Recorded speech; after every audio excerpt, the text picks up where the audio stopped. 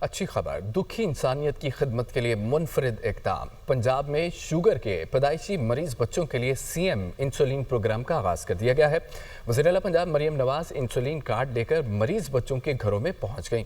Report میں تفصیلات دیکھیے۔